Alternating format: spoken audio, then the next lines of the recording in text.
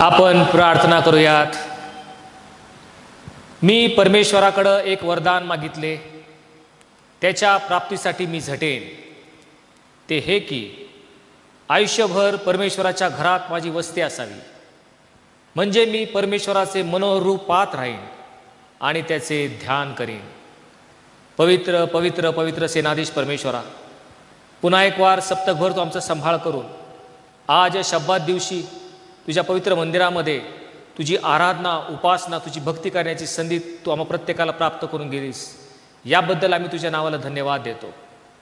होय परमेश्वरा, तू किती चांगला आहेस याचा अनुभव आम्ही प्रत्येकाने आत्तापर्यंत घेतलेला आहे. आत्तापर्यंत आमच्या सर्व गरजा ख्रिस्त येशूमध्ये गौरवाने पुरवणारा परमेश्वर तू झाला आहेस. प्रभू, आज या शब्दात दिवशी तुझी उपासना सुरुवात करण्यापूर्वी आज प्रथम त्या पवित्र आत्म्याला आम्ही आमंत्रित करतो. हे पवित्र आत्मन, ये आणि संपूर्ण उपासना आत्म्याने आणि खरेपणाने करण्यासाठी तू आमचा सहाय्य कर. धन्यतारक प्रभू येशू ख्रिस्त याच्या नावाने मागितलं म्हणून तो ऐक. आमेन. अहो पृथ्वीवरील सर्व लोक हो, परमेश्वराचा जय जयकार करा. हर्षाने परमेश्वराची सेवा करा. गीत गात त्याच पुढे या. परमेश्वराच्या गौरवासाठी यावेळेस आपण एक विशेष गीत यावेळेस ऐकणार आहोत.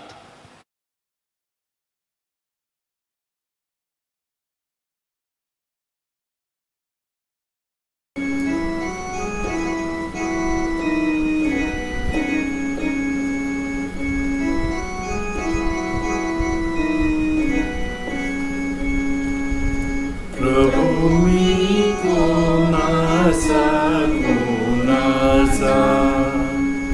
प्रभु मी कोणाचा,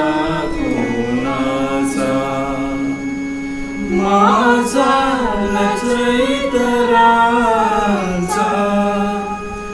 माझा नचैतराचा. प्रभु मी कोणाचा, प्रभु मी कोणाचा, तुझाच परी मी घे माझी, तुझाच परी मी घे माझी. तनु मन धन ही वाचा, तनु मन धन ही वाचा. बंद मुक्त तू केले मीना, बंद मुक्त तू केले मीना. मज तू निधी करुणेचा, प्रभु मी कोणाचा, प्रभु मी कोणाचा.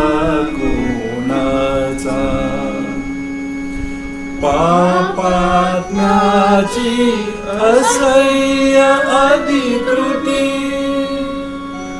पापात्म्याची असह्य अधिकृती. सांगू किती त्यागाचा, सांगू किती त्यागाचा. सोडविले तू विष की तामज, सोडविले तू विष की तामज. सिंधू देशी अमृताचा, प्रभु मी कोणाचा,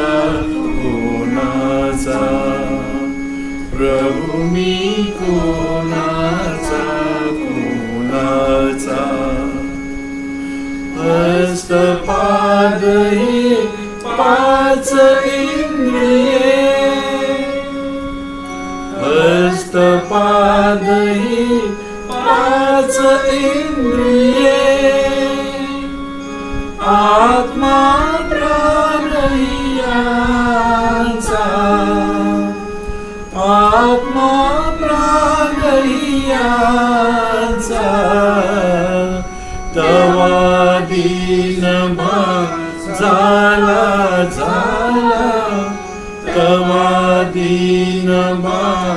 झाला झाला प्रियताता प्रणताचा प्रभू मी कोणाचा कोणाचा प्रभू मी कोणाचा कोणाचा माझा न चैतराचा माझा न चैतराचा प्रभू मी कोणाचा कोणाचा प्रभू मी कोणाचा कोणाचा हे सर्वसमर्थ देवा, तुला सर्व अंतकरणे उघडी व सर्व इच्छा माहीत आहेत आणि तुझपासून काही गुप्त नाही. आम्ही पूर्णपणे तुझवर प्रीती करावी व तुझ्या पवित्र नावाचा महिमा यथायोग्य वर्णावा म्हणून तू आपल्या पवित्र आत्म्याच्या प्रेरणेने आमच्या मनातील विचार शुद्ध कर. आमचा प्रभू येशू ख्रिस्त याच्याद्वारे आमेन. आपला प्रभू येशू ख्रिस्त म्हणाला आहे, इस्रायला ऐक, आपला देव परमेश्वर अनन्य परमेश्वर आहे आणि तू आपला देव परमेश्वर याचवर संपूर्ण अंतकरणाने, संपूर्ण जीवाने, संपूर्ण मनाने व संपूर्ण शक्तीने प्रीती कर. हीच पहिली व मोठी आज्ञा आहे. हिच्यासारखी दुसरी एक आहे की तू आपल्या शेजाऱ्यावर स्वतःसारखी प्रीती कर. याहून दुसरी कोणतीही आज्ञा मोठी नाही. या दोन आज्ञांवर सर्व नियमशास्त्र व संदेष्टांचे ग्रंथ अवलंबून आहेत. हे प्रभो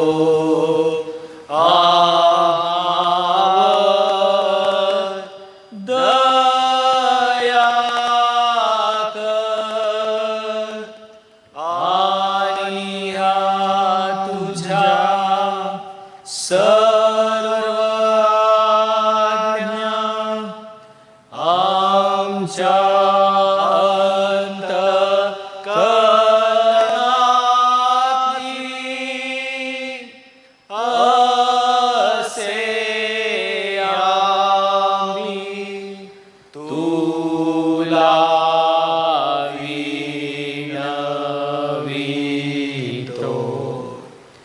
प्रभू तुम्हास असो आणि तुझ्या आत्म्यासह असो. यावेळेस आजसाठी नेमलेली सार प्रार्थना आपण करूयात.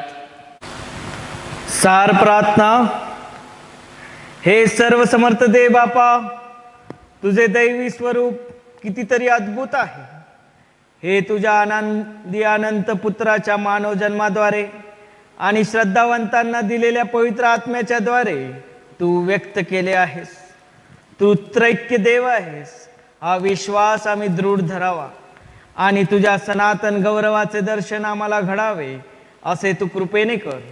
तुझ्यासह व पवित्र आत्म्यासह असणारा व सर्व काळ राज्य करणारा एकमेव देव आमचा प्रभू येशू ख्रिस्त याच्याद्वारे आमीन.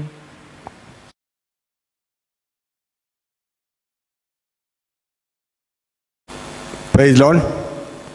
मृत्युंजय पुनरुत्थित प्रभू येशू ख्रिस्ताच्या गौरवी नामामध्ये आपणा सर्वांना प्रीतीचा सलाम. प्रियांनो, आजच्या भक्तीसाठी निवडण्यात आलेला शास्त्रपाठ आपण वाचणार आहोत. पवित्र शास्त्रातील जुन्या करारामधून स्तोत्रसंहिता 24 1 ते 10 ही वचने आपण वाचणार आहोत. जुन्या करारामध्ये पान क्रमांक 670 स्तोत्रसंहिता 24 वचन 1 ते 10. गौरवाचा राजा. पृथ्वी व तिच्यावरील सर्व काही परमेश्वराचे आहे. जग व त्यात राहणारे परमेश्वराचे आहेत, कारण त्यानेच सागरावर तिचा पाया घातला, त्यानेच जलप्रवाहावर तिला स्थिर केले. परमेश्वराच्या डोंगरावर कोण चढेल? त्याच्या पवित्र स्थानात कोण उभा राहील? ज्याचे हात स्वच्छ आहेत आणि ज्याचे मन शुद्ध आहे, जो आपले चित्त असत्याकडे लावित नाही व कपटाने शपथ वाहत नाही, तो त्याला परमेश्वरापासून आशीर्वाद मिळेल. आपल्या उद्धारक देवाच्या हातून तो नीतिमान ठरेल. त्याला शरण जाणारे हेच लोक होत. हे याकोबाच्या देवा, तुझ्या दर्शनासाठी उत्सुक असलेले ते हेच. अहोवेशींनो, आपल्या कमानी उंच करा, पुरातन द्वारांनो उंच व्हा, म्हणजे प्रतापशाली राजा आत येईल. हा प्रतापशाली राजा कोण?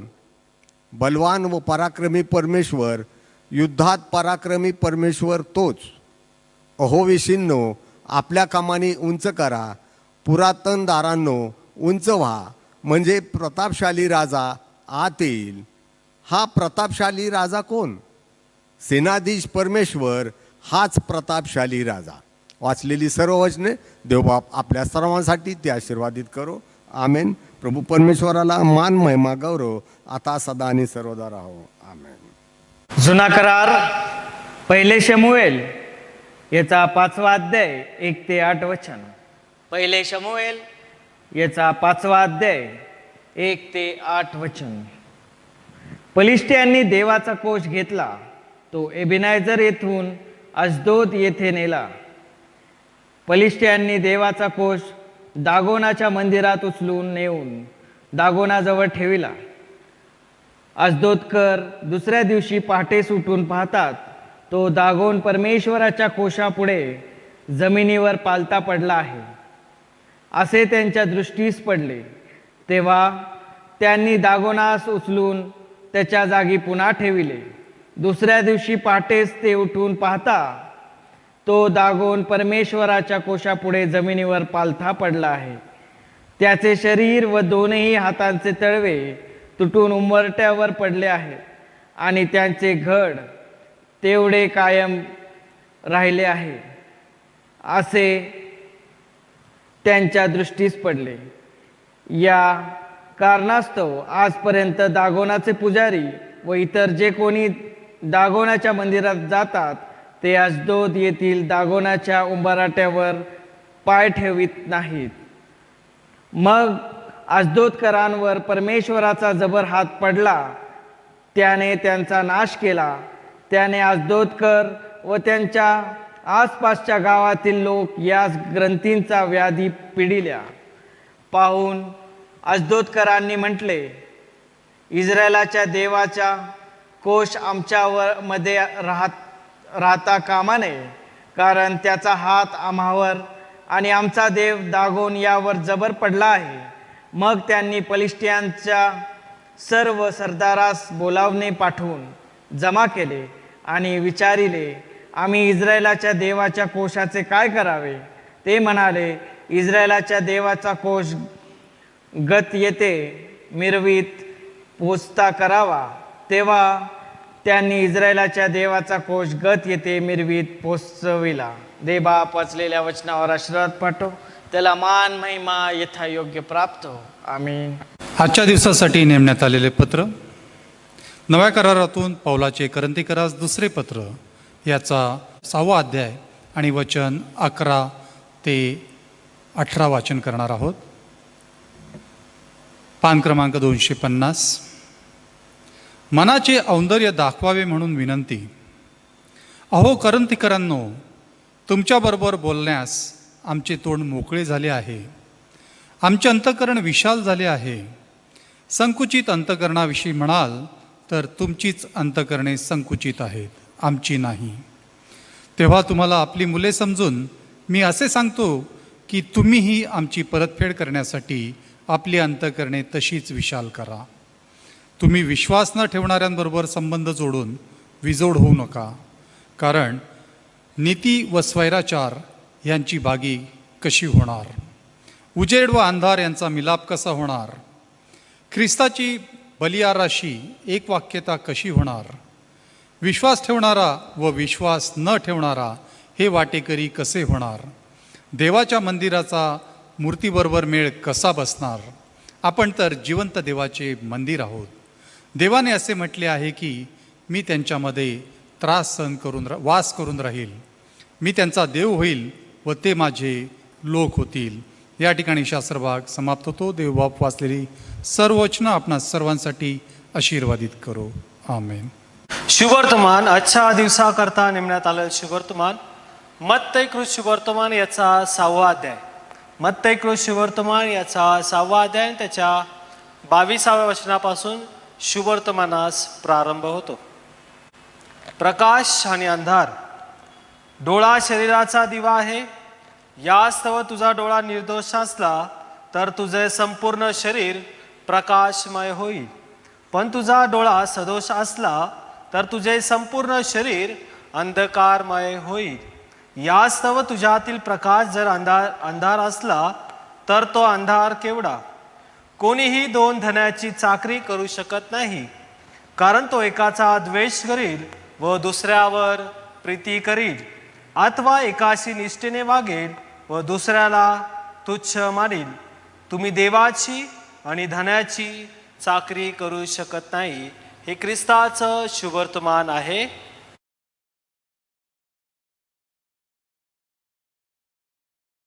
यावेळेस जो सिद्धांत संग्रह आहे आपण सर्वजण मिळून विश्वासानं एकत्रित प्रगट करूयात. सर्व समर्थ एकच देव जो पिता, आकाश पृथ्वी आणि सर्व दृश्य व अदृश्य वस्तू यांचा निर्माण करता, त्यावर मी विश्वास ठेवतो. आणि एकच प्रभू येशू ख्रिस्त, जो देवाचा एकुलता एक पुत्र, जो सर्व युगांपूर्वी आपल्या पित्यापासून जनित झाला, देवापासून देव, प्रकाशापासून प्रकाश, खऱ्या देवापासून खरा देव, जो जनित आहे, कृत नाही, जो पित्याच्या तत्वाचा आहे, ज्याच्याद्वारे अवघे झाले, जो आम्हा मनुष्यासाठी व आपल्या तारणासाठी स्वर्गातून उतरला आणि पवित्र आत्म्याच्या योगे कुमारी मरियाईपासून देहधारी होऊन मनुष्य झाला आणि पंत पिलाताच्या अधिकाराखाली आम्हासाठी ज्याला क्रूशी दिले, ज्याने दुःख भोगिले व ज्याला पुरले, जो शास्त्रलेखाप्रमाणे तिसऱ्या दिवशी पुन्हा उठला आणि स्वर्गात चढला आणि पित्याच्या उजवीकडे आसनस्थ झाला आहे, आणि जो जिवंतांचा व मेलेल्यांचा न्याय करायला गौरवाने पुन्हा येणार आहे, ज्याच्या राज्याचा अंत होणार नाही, त्यावर मी विश्वास ठेवतो. आणि पवित्र आत्मा, जो प्रभू व जीवनदाता, पिता व पुत्र यापासून जो निघतो आणि पिता व पुत्र या ज्याची आराधना व गौरव होते, जो भविष्यवाद्यांद्वारे बोलला, त्यावर मी विश्वास ठेवतो. आणि एक पवित्र कॅथोलिक व प्रेषित एकलेसीयाविषयी मी विश्वास धरितो. पापांच्या क्षमेसाठी एक बप्तिस्मा पत्करितो आणि मेलेल्यांचे पुनरुत्थान व परलोकीचे जीवन यांची मी प्रतीक्षा करतो. आमेन. प्रार्थना करूयात. पवित्र जिवंत आमच्या सेनाधीश परमेश्वरा, धन्यवाद देतो, उपकार स्तुती करतो, मान सन्मान गौरव तुझ्या दयासनाजवळ येतो. धन्यवाद देतो देवबापा, गेले सप्ताहभर तू आमचा प्रतिपाळ केला, सांभाळ केला, आमच्या लागणाऱ्या सर्व गरजा पुरवला, आम्हाला सुखरूप सुखी निरोगी आनंदी ठेवलंस, याबद्दल आम्ही तुला धन्यवाद देतो. आणि आजच्या या प्रभुवारी तुझ्या मंदिरामध्ये तुझी प्रार्थना, उपासना, आराधना, तुला धन्यवाद, तुझं गौरव देण्याची ही अमोल अशी संधी दिली, याबद्दल आम्ही तुला धन्यवाद देतो. देवा, तुझं वचन सांगतं देव आत्मा आहे, त्याच्या उपासकांनी त्याची उपासना आत्म्याने आणि खरेपणाने करावे. यावेळेस आम्ही आमचं भरकटलेले मन एकाग्र एकच चित्त करतो. देवबापा, आम्ही तुला धन्यवाद देतो, आम्ही तुला उंचावितो, आम्ही तुझा महिमा, तुझं गौरव तुला देतो. देवबापा, विशेष करून आम्ही प्रार्थना करतो. देवबापा, या लॉकडाऊनच्या काळामध्ये आम्हाला आमच्या घरी तू सुखी निरोगी आनंदी ठेवलंस, आम्हाला सर्व अडचणी समस्यापासून दूर ठेवलं, आमच्या सर्व गरजा तू तुझ्या स्वर्गीय भांडारातून पुरवतो, याबद्दल आम्ही तुझे आभार मानतो, आम्ही तुला धन्यवाद देतो. आणि विशेष करून आम्ही प्रार्थना करतो सेंट मॅथ्यूज मराठी चर्च, आमच्या चर्चचे सन्माननीय पाळक साहेब, चर्च कमिटी मेंबर, मंडळीतील सर्व लहान थोर सभासद, या सर्वांना तुझ्या आशीर्वादाने, तुझ्या सामर्थ्याने आणि तुझ्या कृपेने आजपर्यंत सुखी निरोगी आनंदी ठेवलंस, याबद्दल आम्ही तुला धन्यवाद देतो, आम्ही तुझे आभार मानतो. विशेष करून मंडळीतील जे कोणी सभासद आजारी आहेत, या सर्वांची नावे आम्हाला माहीत नाही, पण देवबापा, आम्ही त्या सर्वांकरता तुझ्याकडे प्रार्थना करतो. या सर्वांना तुझ्या आशीर्वादाने भर, तुझ्या आरोग्याने तू भर. देवबापा, तुला यावे राफा म्हणजे आरोग्य देणारा परमेश्वर असं म्हटलंय, त्यांच्यासाठी आम्ही येशूच्या नावामध्ये आरोग्य घोषित करतो. देवबापा, तुझी साक्ष देण्यासाठी देवबापा तुझ्या आशीर्वादाने त्यांना तू भर. विशेष करून मंडळीतील जे कोणी ज्या प्रियजनांचे येणाऱ्या सप्ताहामध्ये वाढदिवस आहेत, जे येणाऱ्या दिवसामध्ये आपला वाढदिवस वाढदिवस साजरा करीत आहे त्या प्रियजनांसाठी आम्ही प्रार्थना करतो. देवबाप्पा, गेले वर्षभर तू त्यांचा सांभाळ केला, प्रतिपाळ केला, त्यांना तुझ्या भयात, तुझ्या ज्ञानात, तुझ्या प्रीतीमध्ये राखलं. त्यांना त्यांच्या कामामध्ये, शिक्षणामध्ये, व्यवसायामध्ये तू त्यांचा सहाय्य करता आणि वाटाडा झाला, याबद्दल आम्ही तुला धन्यवाद देतो. येणारा नवीन वर्ष त्यांना आशीर्वादाचं, लाभाचं आणि विशेष करून आध्यात्मिक वाढीचं जाऊ दे, अशी आम्ही तुझ्याकडं प्रार्थना करतो. ज्या प्रियजनांचे लग्नाचे वैवाहिक वाढदिवस आहेत देवबाप्पा, त्यांचे वाढदिवस त्यांना आशीर्वादाचे जाऊ दे. देवबाप्पा, या प्रियजनांसाठी आम्ही प्रार्थना करतो. देवबाप्पा, वैवाहिक जीवनामध्ये जगत असताना सुख दुःख आनंद या सर्व गोष्टी त्यांच्या जीवनामध्ये असताना त्यांनी तुझ्या विश्वासामध्ये स्थिर आणि दूर उभं राहावं आणि आपल्या कुटुंबाची, आपल्या लेकरांची आणि सर्व प्रियजनांची काळजी घेण्यासाठी या उभं त्यांना तुझ्या आशीर्वादाने भर. विशेष करून आम्ही प्रार्थना करतो. देवबाप्पा, आजचं वचन आम्हासाठी नव्याने आशीर्वादित कर आणि हे वचन आम्ही आमच्या जीवनामध्ये आचरण करण्यासाठी तुझी दया आणि तुझी कृपा आम्हावर कर. विशेष करून आम्ही प्रार्थना करतो. कोरोना व्हायरस या विषाणूपासून आमच्या देशामधील सर्व परिस्थितीसाठी तुझ्याकडे प्रार्थना करतो. आम्ही रथबदली करतो, विनंती करतो. देवबाप्पा, या सर्व परिस्थितीवर तुझं नियंत्रण तू ठेव. आणि देवबाप्पा, या कोरोना विषाणूमुळे जे रुग्ण बाधित झाले आहेत, जे आपल्या विशेष करून या जगामधून देवबाप्पा तुझ्या चरणी विलीन झाले आहेत, या सर्व परिवारांसाठी आम्ही तुझ्याकडे प्रार्थना करतो. या सर्वांचा आधार तू बन, या सर्वांचा करता धरता तू बन आणि या कुटुंबावर देवबाप्पा तुझ्या आशीर्वादाची पाकर तू घाल, अशी आम्ही तुझ्याकडे प्रार्थना करतो. जे रुग्ण हॉस्पिटलमध्ये आहेत, जे आजारी आहेत, त्या सर्व प्रियजनांकरता आम्ही तुझ्याकडे प्रार्थना करतो. देवबाप्पा, तुला यावे राफा म्हणजे आरोग्य देणारा परमेश्वर म्हटलं. त्या रुग्णांना तू बरं कर, त्या रुग्णांना तू स्पर्श कर आणि आमच्या देशामधील जे संकट आहे ते सर्व ख्रिस्त येशूच्या नावामध्ये तू दूर कर. विशेष करून आम्ही प्रार्थना करतो. देशाचे राष्ट्रपती, पंतप्रधान, राज्याचे राज्यपाल, राज्याचे मुख्यमंत्री, आरोग्यमंत्री आणि विशेष करून सर्व डॉक्टर्स, नर्सेस, कर्मचारी वर्ग या सर्व परिस्थितीमध्ये काम करीत असताना देवबाप्पा या सर्वांना तुझ्या आशीर्वादाने भर. तुझं सामर्थ्य तू दे, तुझं विवेक दे, तुझं चातुर्याने त्यांना भर आणि ही सर्व परिस्थिती येशूच्या नावामध्ये दूर कर, अशी आम्ही तुझ्याकडं प्रार्थना करतो. विशेष करून आम्ही प्रार्थना करतो. पुणे धर्मप्रांताचे सन्माननीय बिशप साहेब, धर्मप्रांतातील सर्व पालक वर्ग, लेलीलर, डिकन, सुवार्तिक या सर्व तुझ्या याचकांकरता, तुझ्या निवडलेल्या दासांकरता आम्ही प्रार्थना करतो. देवबाप्पा, या सर्व लॉकडाऊनच्या परिस्थितीमध्ये या सर्व याचकांना, सेवकांना देवबाप्पा तू सुखी ठेवलं, आरोग्य ठेवलं, याबद्दल आम्ही तुला धन्यवाद देतो. तुझ्या कृपेचा वरदहस्त त्यांच्यावर तू ठेव, अशी आम्ही तुझ्याकडं प्रार्थना करतो. देवबाप्पा, आजची भक्ती दयेने कृपेने आशीर्वादित कर आणि सर्व काही तुझ्या गौरवासाठी होऊ दे. ही लहान नंबर प्रार्थना आमचा धन्यतारक उद्धारक प्रभू येशू ख्रिस्त याच्या गौरवी नामात मागतो, म्हणून तू ऐक. आमेन.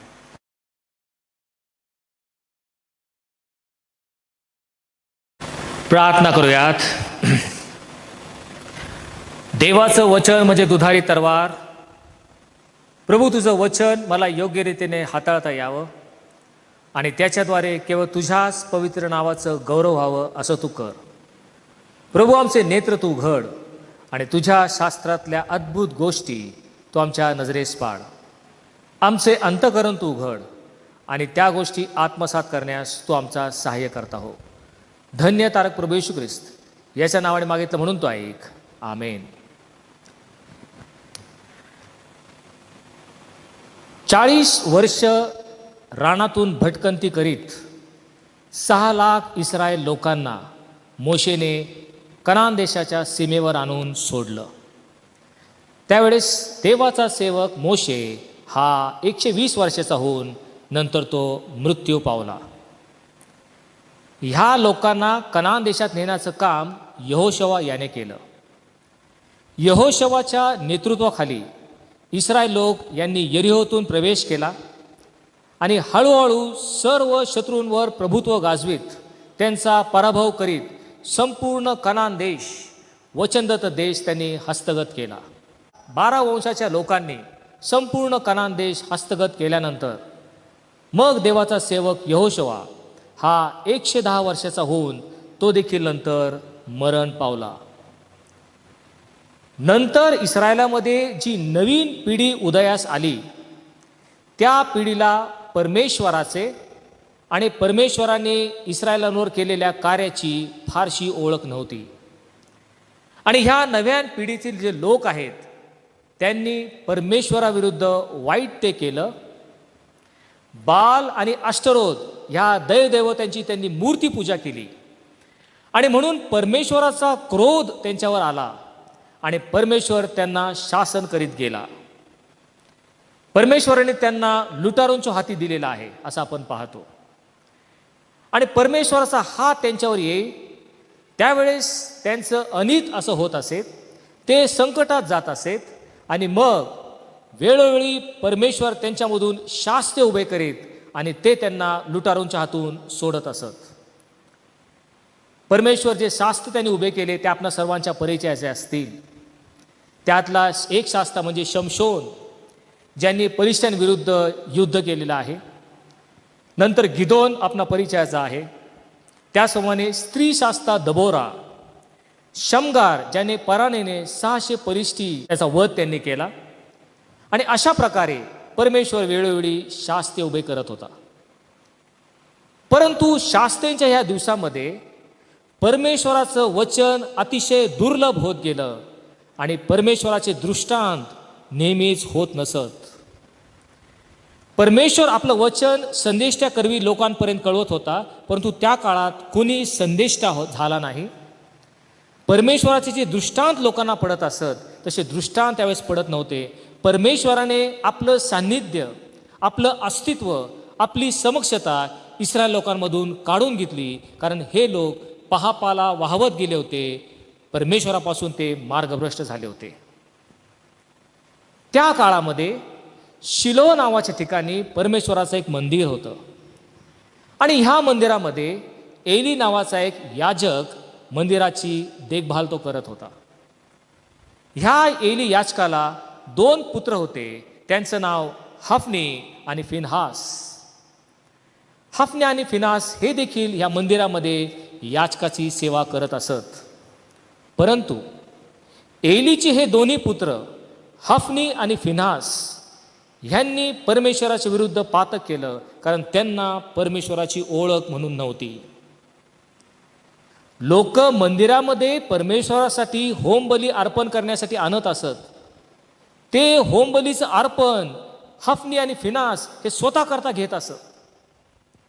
त्याचप्रमाणे दर्शन मंडपाच्या द्वाराजवळ ज्या स्त्रिया सेवा करत असत त्या स्त्रियांशी ह्या दोघांनी कुकर्म केलं आणि म्हणून त्या दोघांचं हे पाप परमेश्वराच्या दृष्टिकोनातून घोर असं पातक झालं आणि म्हणून त्या दोघांना ठार मारावायचं परमेश्वराने निश्चित केलं.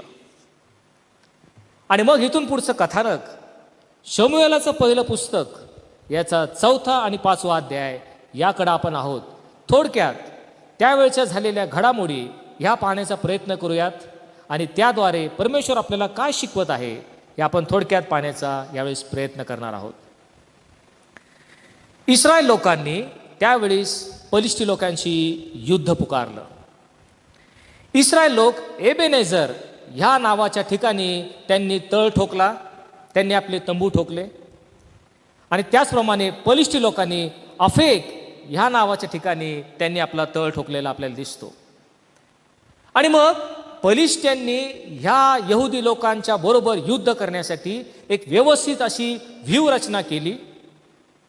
युद्ध कसं करावं यासाठी तंतोतंत योजना त्यांनी केली आणि मग त्यांनी इस्रायलावर स्वारी केली, इस्रायलावर चढाई केली. आणि त्या ठिकाणी आपण पाहतो की इस्रायलांच्या सैनिकांची संख्या जरी मोठी असली तरी पलिश्त्यांनी त्यांच्यावर प्रभुत्व मिळवलं आणि पलिश्ती त्या युद्धामध्ये विजय झाले असं आपल्याला दिसतं. त्यावेळेस त्या दिवशी इस्रायलांचे 4000 सैनिक त्या युद्धामध्ये मारले गेले. हे पाहिल्यावर ज्यावेळेस ते सैनिक छावणीत आले त्यावेळेस इस्रायलाचे जे वडील होते ते विचार करू लागले, आज परमेश्वराने आम्हाला पलिश्त्यांविरुद्ध विजय का दिला नाही? हे बलिष्ठ लोक आमच्यावर विजयी का झाले, याचा विचार सारासार विचार ते करू लागले. आणि मग कोणी एकाच्या लक्षात आलं आणि तो म्हटला, जो परमेश्वराचा कोश आपल्याबरोबर असतो तो कोश आज आमच्यामध्ये नाही, परमेश्वराचा पवित्र कोश आमच्या सान्निध्यात नाही आणि म्हणून आपण आज पराजय झालेलो आहोत. आपल्याला या ठिकाणी बलिष्ठांनी विजय त्यांनी केलेला आहे. आणि हे ज्यावेळेस त्यांच्या लक्षात आलं त्यावेळेस त्यांनी ठरवलं, एबेनेझर ज्या ठिकाणी ते युद्ध करत होते त्या ठिकाणाहून कोश हा शिलो या ठिकाणी होता आणि म्हणून शिलो या ठिकाणाहून कोश एबेनेझर या ठिकाणी आणावा, युद्धाच्या स्थळी तो आणावा असं त्यांच्यात ठरलं गेलं. आणि मग शिलोहतला काही लोक पाठवून तो शिलोहतला परमेश्वराचा पवित्र कोश तो घेऊन एबेनेझर युद्धाच्या ठिकाणी ते कोश आणण्यात आला. त्या कोशाबरोबर एलीची 2 पुत्र म्हणजे हफनी आणि फिनास हे देखील दोघं त्या ठिकाणी आले. ह्या कोशाचं महत्त्व किंवा मोल इस्रायल लोकांना पूर्णपणे ठाऊक होतं. हा कोश म्हणजे केवळ एक साधी लाकडाची पेटी नसून तो एक पवित्र परमेश्वराचा कोश होता. ह्या परमेश्वराच्या कोशामध्ये सिनाय पर्वतावर स्वतः परमेश्वराच्या हस्तलिखित अशा 10 आज्ञा मोशेला दिल्या होत्या. त्या 10 आज्ञांच्या दगडी पाट्या या कोशामध्ये ठेवलेल्या असत. त्याचप्रमाणे अहरोनाची फुललेली काठी ही त्या कोशामध्ये असत. आणि जो स्वर्गीय मान्ना 40 वर्ष इस्रायल लोकांना स्वर्गातून मिळाला त्या स्वर्गीय मान्याचा एक नमुना या कोशामध्ये ठेवलेला असत. आणि हा कोश इस्रायलांच्या दृष्टिकोनातून फार महत्त्वाचा होता. हा पवित्र कोश निवास मंडपामध्ये परम पवित्र स्थानामध्ये पवित्र ठिकाणी ठेवलेला असायचा, की ज्या ठिकाणी परमेश्वराचं सान्निध्य आहे, त्याचं वास्तव्य आहे, नवे परमेश्वराचं गौरव प्रगट करण्याचं ठिकाण त्या परमपवित्र स्थानामध्ये हा कोश असायचा. त्या परमपवित्र स्थानामध्ये कोणत्याही मनुष्याला जाण्याची परवानगी नव्हती. केवळ मुख्य याजक वर्षातून एकदा म्हणजे प्रायश्चिताच्या दिवशी प्रायश्चिताचं रक्त घेऊन परमपवित्र स्थानामध्ये प्रवेश करत असत. परंतु तो त्याचा प्रवेश देखील फार काळजीपूर्वक करण्याचा प्रयत्न ते करत असत. फार काळजीपूर्वक तो प्रवेश करत असत. तो कसा? त्या मुख्य याजकाच्या उजव्या पायाला एक दोरखंड बांधला जाईल आणि दोरखंडाने हळूहळू तो याजक त्या पवित्र मंदिरामध्ये सोडला जाईल. आणि दोरखंड बांधून हळूवारपणे तो मुख्य याजक परमपवित्र स्थानामध्ये प्रवेश करत असत. याचं कारण काय? जर चुकून त्या मुख्य याजकाकडून काही चूक झाली, काही अपराध झाला, परमेश्वराविरुद्ध त्यांनी काय पातक केलं, तर परमेश्वराच्या क्रोधामुळे जर तो भस्म झाला आणि तो मरण पावला तर त्याला पुन्हा आणणार कसं? कारण परमपवित्र स्थानामध्ये जाण्यास सर्वांना मज्जाव करण्यात आला होता. आणि मग जर तो मेला तर त्याचा मृतदेह बाहेर ओढण्यासाठी त्या दोरीची व्यवस्था त्या ठिकाणी करण्यात होती. अशा प्रकारे पवित्र मानलेला तो कोश परमपवित्र स्थानामध्ये ठेवलेला असत. ह्या कोशाने कुणी हा कोश उचलू शकत नव्हतं. हा कोश पवित्र कोश आणि म्हणून ह्या 12 वंशातील जो विशिष्ट वंश म्हणजे लेवीचा वंश, जो परमेश्वराची सेवा करण्यासारखा वेगळा केलेला होता.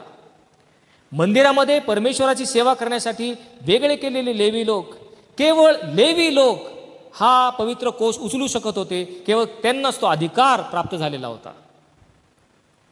या कोशाने अनेक चमत्कार देखील इस्रायल लोकांमध्ये केले होते. ज्यावेळेस इस्रायल लोकांना कनान देशात वचनदत्त देशात प्रवेश करायचा होता त्यावेळेस यार्देन नदी मध्ये आडवी आलेली होती आणि ते सुगीचे दिवस होते. सुगीच्या दिवसामध्ये यार्देन नदी दुतडी भरून वाहत होती. त्या यार्देन नदीला महापूर आला होता.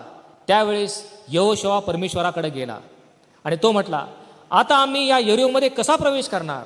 आमच्या पुढे यार्देन नदी आहे. त्यावेळेस परमेश्वर यहोशुआला म्हटला, अद्याप तो तुम्ही या मार्गाने गेलेला नाहीत, म्हणून लेवी लोकांनी पवित्र कोश उचलून तुमच्या पुढं चालावं. त्या कोशामध्ये आणि तुमच्यामध्ये 2000 हाताचं अंतर तुम्ही ठेवावं, म्हणजे तुम्हाला तो मार्ग दिसेल. आणि परमेश्वराने आज्ञा केल्याप्रमाणे लेवी लोक हा परमेश्वराचा कोश उचलून पुढे चालू लागले. 2000 हातांच्या अंतराने बाकीचे इस्रायल लोक मागे चालू लागले. मग कोष उचलून चाललेल्या लोकांचे पाय ज्यावेळेस यार्देन नदीला लागले, ते पाय लागताच यार्देन दुभांगली गेली. यार्देन नदीचं पाणी दुभांगून कोरडी वाट मध्ये तयार झाली. त्या वाटेतून सर्व इस्रायल लोक पार गेले. तोपर्यंत कोष धारण केलेले हे जे लेवी लोक होते ते वाटेमध्ये तसेच यार्देन नदीमध्ये थांबले. आणि मग शेवटी ज्यावेळेस कोष घेतलेले हे लेवी लोक पुन्हा कोरड्या भूमीकडे आले, कोरड्या भूमीला त्यांचे पाय लागताच पुन्हा ते पाणी एकवटून आलं आणि यार्देन नदी पुन्हा वाहू लागली. अशा प्रकारे चमत्कार घडलेला हा कोष, याचं महत्त्व इस्रायल लोकांना सर्वस्व माहीत होतं.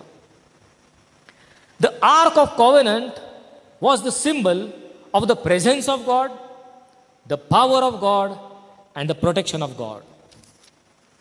परमेश्वराचा कोष म्हणजे परमेश्वराचं सान्निध्य, त्याचं अस्तित्व, परमेश्वराचं महान सामर्थ्य आणि परमेश्वराचं इस्रायलांना दिलेलं संरक्षण याचं एक प्रतीक होतं. आणि म्हणून कोष आमच्याबरोबर असणं इस्रायलांना फार दिलासा देणारी गोष्ट होती.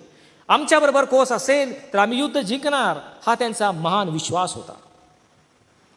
आणि मग ज्यावेळेस शिलोहतून हा कोष या युद्धभूमीकडे आणला गेला, त्या एबेनेझर या ठिकाणी कोष आणताच सर्व इस्रायल लोकांनी मिळून जल्लोष केला, जयघोष केला. असं म्हटलंय की त्यांनी एवढा मोठा जयघोष केला की खालची भूमी हादरू लागली. त्यांच्या आवाजाने जणू काय भूमीला भूकंप व्हावा असे भूमी हादरू लागली. हा आवाज ज्यावेळेस अफेक या ठिकाणी असलेल्या पलिष्ट्याच्या छावणीत त्यांनी ऐकला, त्यावेळेस पलिष्टी म्हणू लागले, पहा त्या परमेश्वराचा कोष इस्रायलाच्या छावणीमध्ये आलेला आहे. ते पलिष्टी भयभीतून म्हटले, पहा इस्रायलांचा देव त्या छावणीमध्ये आलेला आहे. पलिष्ट्यांना एक गोष्ट माहिती होती, परमेश्वराचा कोष इस्रायलाकडे आला म्हणजेच परमेश्वराचा जणू देव त्यांच्याकडे आलेला आहे. त्या देवाचं दैवी सामर्थ्य, अद्भुत अद्वितीय शक्ती असलेला तो देव, तो आता त्यांच्यामध्ये आला. आता आपली खैर नाही हे पलिष्ट्यांनी ओळखलं. ते पलिष्ठ एकमेकास म्हटले, हाय हाय आता आमचे काय होईल, कारण त्या प्रतापी देवाच्या हातून आमची सुटका आता कोण करणार. त्यांना एक गोष्ट आता कळून आली, आता जर हा देवाचा पवित्र कोष इस्रायलांबरोबर असेल तर आता आपल्याला युद्ध जिंकणं जवळजवळ अशक्य आहे.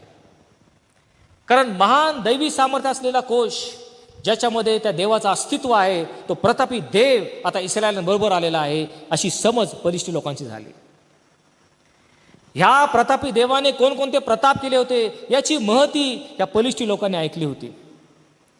होय, ज्या प्रकारे त्या बलाढ्य फारोच्या मिस्री राष्ट्रावर परमेश्वराने 10 पिढा पाठवल्या हे त्या पलिष्ट्यांनी ऐकलं होतं. फारोनी सुटका केल्यानंतर आडवा वाटेमध्ये ताम्र समुद्र आला. तो ताम्र समुद्र त्या महान सेनाधीश परमेश्वराने कसा दुभांगला हे कथानक पलिष्ठ लोकांनी त्यावेळेस ऐकलं होतं. 40 वर्ष भटकंतीत करत असताना इस्रायलांना रोज परमेश्वराने स्वर्गातून मान्ना कसा पुरवला, त्यांची भूक त्यांनी कशी भागवली, ही गोष्ट त्या पलिष्ठ लोकांनी या प्रतापी परमेश्वराची ऐकली होती. एवढंच नव्हे, दररोज सकाळी मेघारूढ होऊन जणू काय मेघास्तंभ म्हणून तो दिवसभर त्यांना दिशा दाखवायचा आणि रात्री अग्निस्तंभाच्या रूपाने इस्रायल लोकांना संरक्षण देणारा परमेश्वर, याची ख्याती त्या पलिष्ठ लोकांनी ऐकलेली होती. एवढंच काय, तर ज्या वेळेस या 6 लाख इस्रायली लोकांना तहान लागली, त्यावेळेस खडकातून पाणी देऊन 6 लाख इस्रायल लोकांची तहान त्या परमेश्वराने कशी भागवली, ह्या सर्व गोष्टी त्या पलिष्ट्यांनी ऐकल्या होता. तो परमेश्वर किती प्रतापी आहे, महान आहे, त्याचं दैवी सामर्थ्य त्याकडे आहे, हे सर्व ऐकल्यावर पलिष्ठ लोक आता घाबरले. ते एकमेकास म्हटले, चला तर आता मर्दाप्रमाणे बना आणि युद्ध करा, कारण त्यांचा कोष, परमेश्वराचा कोष त्यांच्याकडे आला आहे.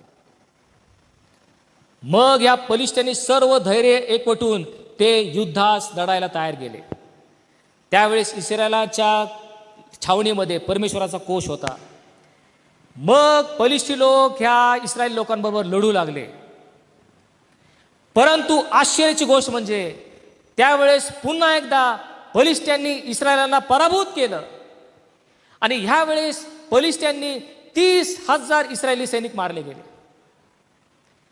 परमेश्वराचा कोष इस्रायलांबरोबर असून देखील त्यावेळेस इस्रायल पराभूत झाले. नवे दारून त्यांचा पराभव झाला. यावेळेस 30,000 इस्रायली सैनिक मारले गेले. ही आश्चर्य करण्यासारखी गोष्ट झाली. इस्रायली सैनिक जरी ह्या पलिष्ठांपेक्षा संख्येने जास्त होते, यावेळेस त्यांच्याकडे परमेश्वराचा पवित्र कोश होता, ज्या कोशाने महान चमत्कार केले होते. हे सर्व असूनही यावेळेस देखील पलिष्ठ्यांनी इस्रायलांना पराभूत केले.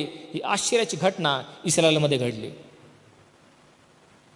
एवढंच नव्हे, एवढीच वाईट घटना घडली असं नाही, तर त्यावेळेस एलीचे दोन्ही पुत्र म्हणजे हफनी व फिनास हे देखील त्या युद्धामध्ये मारले गेले. एवढंच नाही, तर हे युद्ध होत असताना पलिष्ठ्यांनी तो देवाचा पवित्र कोश इस्रायलांकडून हस्तगत केला आणि स्वतःकडे ते घेऊन गेले. इस्रायलातून ह्या परमेश्वराचा कोश नाहीसा झाला. ही शोकांतिका त्या दिवशी घडत आहे. एकामागून एक घटना घडत आहे आणि इस्रायल हळूहळू पराभूत होत चाललेला आहे. एवढ्यावरच ही शोकांतिका थांबत नाही. मग हे सर्व घडत असताना इस्रायल पराभूत होत चाललेला आहे. सैनिक ठार होत चाललेले आहेत. एलीचे दोन्ही पुत्र मारले गेले. कोश पलिष्ठ्यांनी हस्तगत केला. हे सर्व सांगण्यासाठी बन्यामीन वंशातील एक मनुष्य धावत पळत एबेनेझरकडून आला आणि शिलो या ठिकाणी आला. शिलो या ठिकाणी एली त्याच्या दाराजवळ एका आसनावर बसला होता. देवाचा सेवक एली हा वयोवृद्ध झालेला आहे. 98 वर्षाचा हा म्हातारा झालेला एली आपल्या दाराजवळ आसनावर बसलेला आहे. एली अंगाने थोडासा जड आहे, स्थूल आहे. त्याची दृष्टी मंद झालेली आहे. त्याला फारसं काही दिसत नाही. एबेनेझरकडून आलेला युद्धातील हा सैनिक हा एलीला सर्व कथानक सांगू लागला. स्वामी धनी, इस्रायल लोक पराभूत होत चाललेले आहेत. इस्रायलांनी पळ काढलेला आहे. आज 30,000 इस्रायली पायदळी मारले गेलेले आहेत. त्यांचा वध झालेला आहे. एवढंच नव्हे महाराज, तुमचे दोन्ही मुलं हफनी आणि फिनास हे देखील ठार झालेले आहेत. आणि सर्वात दुर्दैवाची गोष्ट, परमेश्वराचा पवित्र कोश इस्रायलातून निघून गेलेला आहे. पलिष्ठीने तो हस्तगत केलेला आहे. देवाचा कोश इस्रायलातून नाहीसा झाला ही बातमी कानी पडल्यावर एली तसाच मागं पडला आणि मान मोडून तो मृत्यू पावला असं म्हटलं आहे. एली अंगाने जड आणि स्थूल होता. खाली पडताच त्याची मान मोडली आणि हा 98 वर्षाचा एली मरण पावला. ही शोकांतिका, हे दुर्दैव इथेच थांबत नाही. एलीची सून म्हणजे फिनासाची बायको ही गरोदर असून तिचा प्रसूती काळ जवळ आला होता. आणि ज्यावेळेस तिने सर्व बातमी ऐकली, ज्यावेळेस तिला समजलं इस्रायल लोक आता युद्धात हरलेले आहेत, इस्रायल लोकांचा पराभव झालेला आहे, 30,000 इस्रायली सैनिक ठार झालेले आहेत, तिचा नवरा आणि तिचा दीर हे देखील युद्धामध्ये मारले गेलेले आहेत, आणि आता ही बातमी ऐकून तिचा सासरा एली हा देखील मृत्युमुखी पडला, हे ऐकल्यावर ह्या फिनसाच्या पत्नीला प्रसूतीच्या काळा सुरू झाल्या. तिला दुःख अनावर झालं आणि ती प्रसूत होऊ लागली. आणि प्रसूतीच्या वेळी तिची एक अवघड परिस्थिती येऊन तिचा प्राण मालवू लागला. ती मरणपंथास टेकू लागली. होय, ती प्राण सोडण्यापूर्वी तिने एका मुलाला जन्म दिला. त्या दाई जे तिचं बाळंतपण करत होत्या ते म्हटले, पहा तुला एक मुलगा झाला आहे. परंतु याकडे तिचं लक्ष गेलं नाही. दुःखात आणि वेदनेत मरण्यापूर्वी तिने एकच गोष्ट त्यांना सांगितली, ह्या बालकाचं नाव तुम्ही इखाबोध असं ठेवा. इखाबोध म्हणजे वैभव नाहीस झालं. इखाबोध, वैभव नाहीस झालं. होय, ज्या दिवशी तो बालक जन्मला त्या दिवशी इस्रायल जे देवाचे लोक, निवडलेले लोक, त्यांचा पराभव झाला. इखाबोध, वैभव नाहीस झालं. आजच्या दिवशी माझा पती आणि माझा दीर हा मरण पावलेला आहे. इखाबोध, वैभव नाहीस झालं. माझा सासरा मुख्य याजक एली हा देखील आज मरण पावला. इखाबोध, वैभव नाहीस झालं. ज्या दिवशी हा माझा बाळ जन्माला आला त्याच दिवशी परमेश्वराचा पवित्र कोश इस्रायलातून नाहीसा झाला. पलिष्ठ्यांनी तो हस्तगत केला. इखाबोध, वैभव नाहीसं झालं. त्या बाळाचं नाव त्यांनी इखाबोध असं ठेवलं. इखाबोध म्हणजे वैभव नाहीसं झालं. प्रियांनो, आज आपण काहीस त्याच परिस्थितीमधून जात आहोत का? कोविड-19 यांनी संपूर्ण जगावर गिळंकृत केलेलं आहे. संपूर्ण जगावर जवळ आपला फास त्याने आवळलेला आहे. संपूर्ण जगामध्ये ज्याचा प्रादुर्भाव झालेला आहे. इखाबोध, वैभव नाहीसं झालेला आहे. आजच्या तारखेपर्यंत कोविड-19 मुळे 3 लाख लोक जगभरातून मृत्युमुखी पडलेले आहेत. इखाबोध, वैभव नाहीसं झालेला आहे. ह्या कोविड-19 मुळे हजारो लोक बेघर झालेले आहेत, निराधार आहेत, निराश्रित आहेत, अश्रू ढाळत आहेत, संकटात सापडलेले आहेत. इखाबोध, वैभव नाहीसं झालेला आहे. संपूर्ण जगभरातून आर्थिक मंदी आलेली आहे. आर्थिक व्यवस्था कोलमडलेली आहे. वित्त हानी आणि हितहानी होत आहे. इखाबोध, वैभव नाहीसं झालेला आहे. एवढंच नव्हे, गेले काही महिने आमच्यासाठी मंदिराची दारे बंद झालेली आहेत. आम्हाला उपासना करायला मंदिर नाही, आराधना आम्ही करू शकत नाही, परमेश्वराच्या किंवा प्रभूच्या पवित्र मेजामध्ये आम्ही सहभाग घेऊ शकत नाही. इखाबोध, वैभव नाहीसं झालेलं आहे. वैभव नाहीसं झालं. बलिष्ठांनी तो परमेश्वराचा पवित्र कोश इस्रायलातून उचलला आणि त्यांच्या देशाची राजधानी अशदोद, या अशदोद राजधानीमध्ये दागोन नावाच्या देवाचं मंदिर होतं. त्या मूर्तीपूजक देवाच्या मंदिरामध्ये परमेश्वराचा पवित्र कोश जाऊन त्यांनी ठेवला. दागोन देवाचं मंदिर आपणा सर्वांच्या कदाचित परिचयाचं असेल. आपणा सर्वांस शमशोन नावाचा शास्त्र ठाऊक आहे. हा शक्ती सम्राट शमशोन, ज्याची शक्ती त्याच्या केसामध्ये होती, परंतु त्याच्या केसावर वस्तारा फिरवला गेला. तो शक्तिहीन झाला. बलिष्ठाने त्याला जखडलं, पोलादी बेड्या त्याच्या हातामध्ये टाकल्या, त्याला आंधळं केलं आणि त्याची थट्टा करण्याकरता दागोन नावाच्या मंदिराकडे त्याला आणलं. ही कथानक आपल्या सर्वांना ठाऊक असेल. परंतु तोपर्यंत शमशोनाचे केस पुन्हा वाढू लागले. त्यावेळेस शमशोनाने एका मनुष्याला म्हटलं, ज्या 2 मुख्य खांबावर हे संपूर्ण दागोनाचं मंदिर वसलेलं आहे, त्या 2 खांबाकडे मला घेऊन चल. मग त्या मनुष्यानं त्याला त्या 2 खांबाकडे नेलं आणि मग शमशोनाने परमेश्वराकडे प्रार्थना केली आणि संपूर्ण शक्ती एकवटून ते 2 मुख्य खांब ज्यावेळेस त्यांनी रेटले, त्यावेळेस संपूर्ण मंदिर खाली कोसळलं आणि त्यावेळेस हजारो ते बलिष्ठी लोक त्या मंदिराखाली गाडले गेले. स्वतः शमशोनही मेला. तेच ते दागोनाचं मंदिर. जर आपणास परिचित झाला असेल तर त्या दागोनाच्या मंदिराकडं हा परमेश्वराचा कोश हे बलिष्ठ लोक घेऊन आले. इस्रायलांच्या देवाचा तो पवित्र कोश ह्या दागोनाच्या मंदिरामध्ये आणण्याचं प्रयोजन काय? का त्या मंदिरामध्ये त्यांनी आणला? होय, एक कोश त्यांना या जगाला दाखवून द्यायचे होते.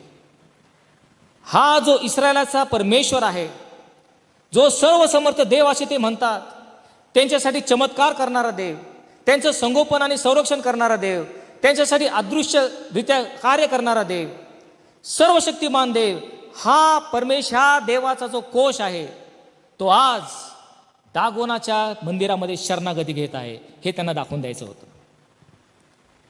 त्या सर्वसमर्थ परमेश्वराचा कोश आज आमचा देव दागोन याच्या सावलीमध्ये आज घेत आहे, आलेला आहे. होय, तो कोश आज दागोनाशी शरणागती घेत आहेत. तुमचा देव यावेळेस शक्तिहीन ठरलेला आहे. दागोनापुढे तो आलेला आहे, दागोनाच्या शरणागतीला तो आलेला आहे. हे त्यांना दाखवून देण्यासाठी तो कोश त्यांनी दागोनाच्या मंदिरामध्ये आणला. कल्पना करा तुम्ही, दागोनाचं ते दगडी मंदिर, त्यामध्ये दागोनाची एक भव्य मूर्ती त्या ठिकाणी आहे. त्या देवाच्या मूर्तीच्या जवळ परमेश्वराचा पवित्र कोश त्या ठिकाणी ठेवण्यात आला. पुढचं वचन आम्हाला सांगतं, मग दुसऱ्या दिवशी अशदोदगर आले आणि त्यांनी ज्यावेळेस त्या मंदिरामध्ये आले त्यावेळेस त्यांना आश्चर्याचा धक्का बसला. त्या ठिकाणी काय झालं होतं? तो त्यांचा जो दागोन देव होता, त्या दागोन देवाची दगडी मूर्ती ही त्या कोशापुढे पालथी पडलेली त्यांना दिसली. तो संपूर्ण दागोन देवाची मूर्ती कोशाच्या पुढे तोंडावर पालथी पडलेली, त्या मूर्तीने कोशापुढे लोटांगण घातलेलं असं त्या अष्टोत्तरांना दिसलं. आपोआप आश्चर्यरित्या रात्रीतून दागोन कोशापुढे पडलेला अष्टोत्तरांना दिसला. काय तो चमत्कार झालेला आहे. ज्यावेळेस कोश त्या दागोनाच्या मंदिरामध्ये आणला गेला, दागोनाची मूर्ती, ती उंच टोलेजंग दगडी मूर्ती कोशापुढे पालथी पडली, त्या कोशाला त्यांनी लोटांगण घातलं असं आपल्याला अष्टोत्तरांना दिसत आहे. यावेळेस त्या बलिष्ठांनी केलेल्या 3 मुख्य चुका या आता आपण पाहणार आहोत, आणि त्यांच्या चुकावरून आपण काय शिकू शकतो हे पाहण्याचा आपण प्रयत्न यावेळेस करणार आहोत. त्या बलिष्ठांनी काय केलं? त्या बलिष्ठांची पहिली आणि सर्वात मोठी चूक, त्यांनी इस्रायलांचा सर्वसमर्थ जिवंत सेनाधीश परमेश्वर याची तुलना आपला देव दागोन याच्याशी केली. ही त्यांची पहिली मोठी चूक झाली. त्यांना वाटलं तो देव आमच्यासारखाच आहे, आमचा देव दागोन तसाच हा सेनाधीश परमेश्वर, ही तुलना त्यांनी केली आणि इथेच ते बलिष्ठी चुकले. परमेश्वराने आम्हाला सर्वात पहिली आज्ञा दिली ती कोणती?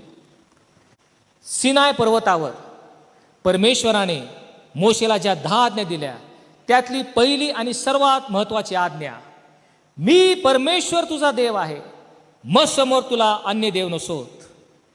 तू आपणासाठी कोरी मूर्ती करू नको. वर आकाशात, पृथ्वीवर आणि पृथ्वीखाली कशाची प्रतिमा करू नको, तिच्या पाया पडू नको, तिला बसू नको आणि तिची सेवा तू करू नको. परमेश्वर म्हणतो मी सर्वसमर्थ देव आहे, मग समोर तुला दुसरे देव नसोत. प्रियानो, ख्रिस्ती विश्वासणाऱ्या अर्थानं ह्या बलिष्ठांसारखं आम्ही देखील आमच्या अंतःकरणामध्ये, आमच्या जीवनामध्ये, आमच्या कुटुंबामध्ये, आमच्या मंडळीमध्ये असेच दागोन निर्माण केले आहेत का? होय, परमेश्वरासमोर अनेक दागोन आमच्या मंदिरामध्ये आहेत का, आमच्या मंडळीमध्ये आहेत का? आम्ही या ठिकाणी विचार केला पाहिजे. तुमचा दागोन कोण आहे? तुमची नोकरी, तुमची सेवा किंवा तुमचा व्यवसाय, जे तुमचं उपजीविकेचं साधन, त्याकडं तुम्ही इतके आकर्षित झालेला आहात, ते तुमचं केंद्रस्थान झालेलं आहे. तुमचं सर्व जीवन जर त्याच्याकडं भरकटलेलं असेल, त्याकडं केंद्रित झालं असेल, तर तुमची सेवा कोण, तुमचा व्यवसाय, ही तुमचं दागोन झालेलं आहे. त्या बलिष्ठांपेक्षा आम्ही कुणी वेगळे नाहोत. आम्ही परमेश्वराला दागोनीच्या रांगेत बसवलेला आहे. ही चूक आमच्याकडून घडत आहे का? आत्मपरीक्षण केलं पाहिजे. प्रियानो, ह्या जगामध्ये असताना जे काय आम्ही मिळवलेलं आहे, कमावलेलं आहे, आमची धनाढ्यता, आमची इस्टेट, आमची प्रॉपर्टी, आमचं बँक बॅलन्स, याच्यामध्ये जर आमचा जीव गुंतलेला असेल, अडकलेला असेल, तर तो आमच्यासाठी एक दागोन आहे. होय, त्या परमेश्वराला आम्ही या दागोनामध्ये बसवलेला आहे का? आम्ही विचार केला पाहिजे. माझी प्रतिष्ठा, माझा सन्मान, माझं गौरव, मीपणा, अहंकार, हे सर्व माझे दागोन झालेले आहेत का? आज तुमचा दागोन कोण आहे? परमेश्वर म्हणतो माझ्यासमोर तुला अन्य देव नसोत. होय, जसं या बलिष्ठांनी परमेश्वराचा कोश दागोनामध्ये आणला, आम्ही दागोन आणि परमेश्वर ह्याच्यामध्ये भेदभाव केला पाहिजे. दागोन आणि परमेश्वर आम्ही वेगळे केले पाहिजे. हे एक आम्ही लक्षात घेतलं पाहिजे.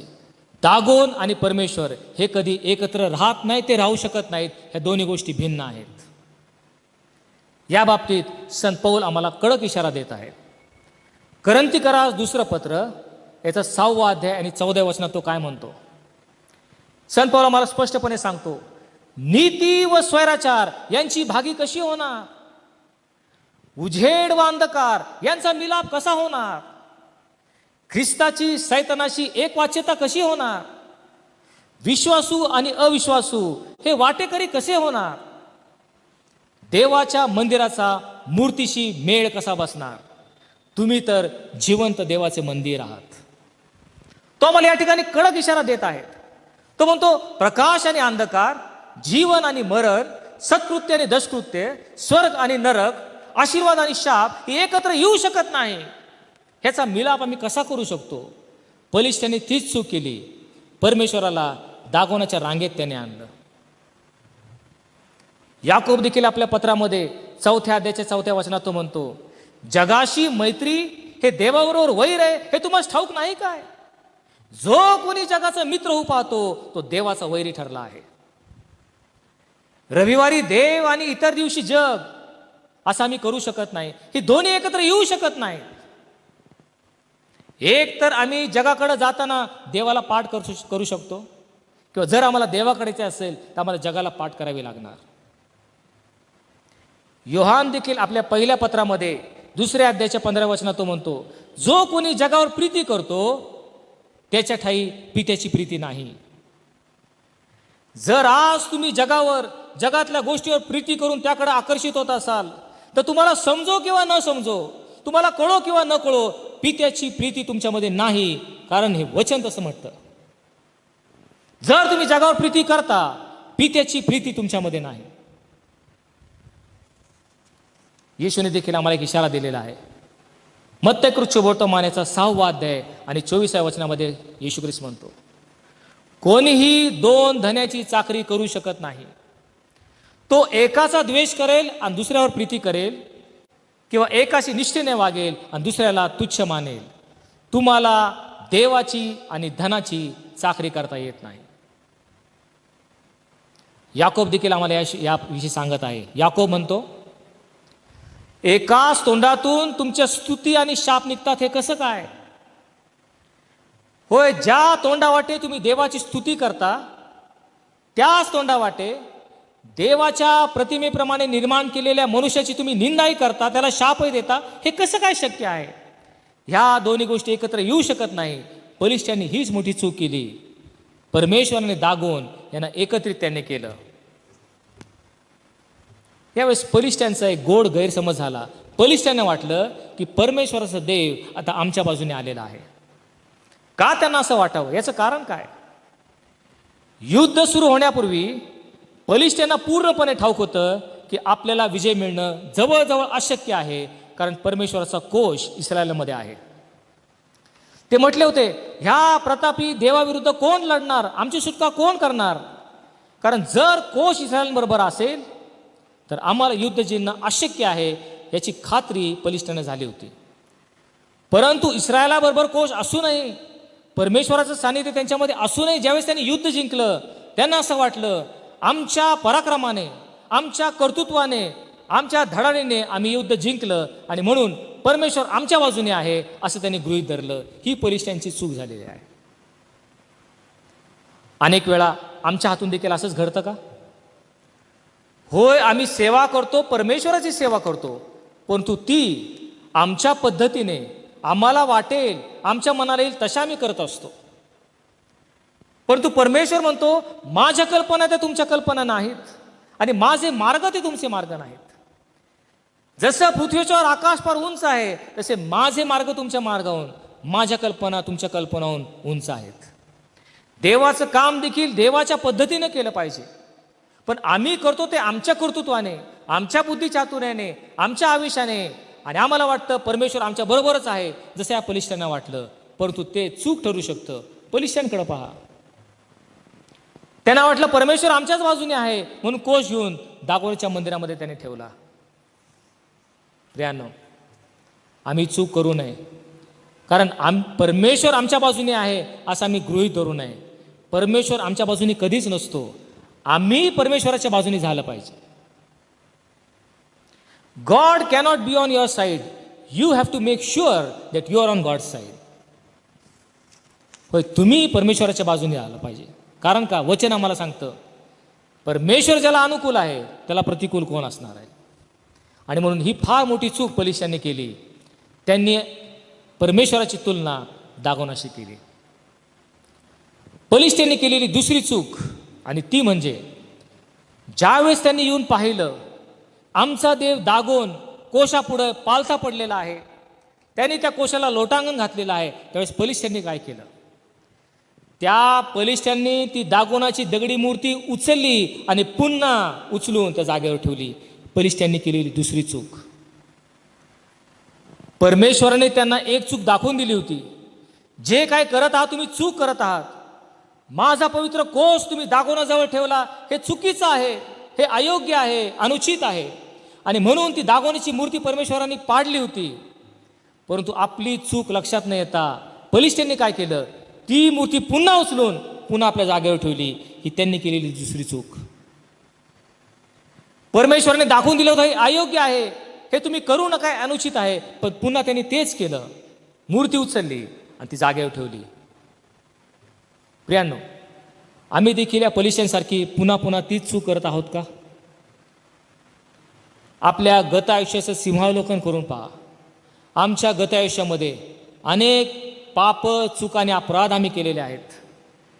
परमेश्वराच्या दृष्टीने अयोग्य ते आम्ही केलेलं आहे.